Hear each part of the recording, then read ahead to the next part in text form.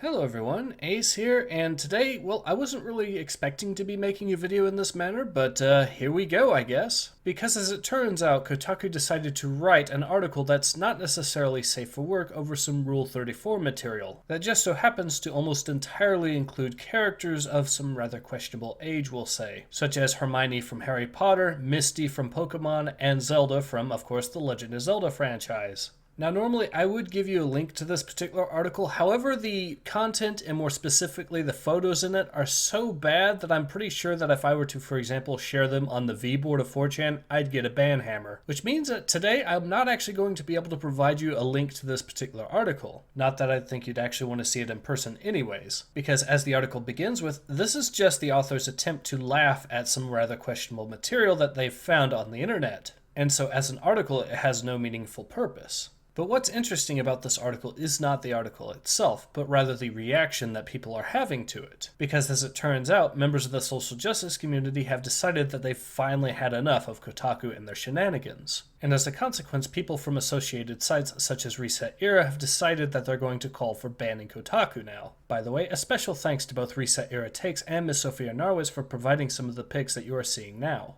And it's also rather amusing to watch the absolute dumpster fire that is the Kotaku article comment section itself as well. Karakav, for example, commented with, "Yeah, and I clicked on the article hoping to read some legit insightful commentary on the state of this content in games. Instead, this reads more like a random excuse to point and laugh." Well, Karakav, I have to say that your first mistake was going to Kotaku expecting some legit insightful commentary.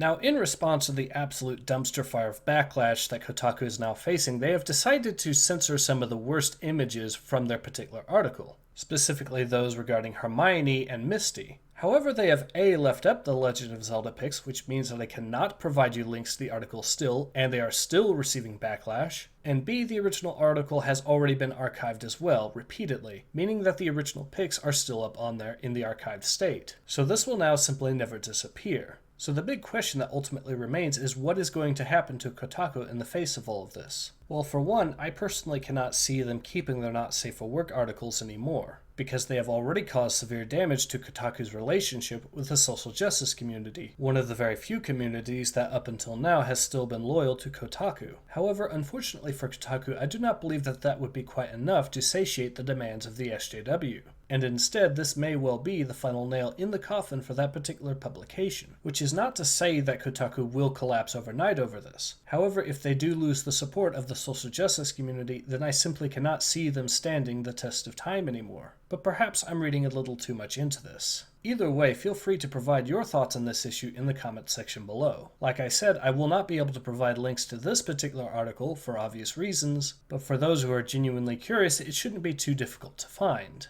In any case, this has been Ace. Hope to see you guys again soon. Take care. Ace out.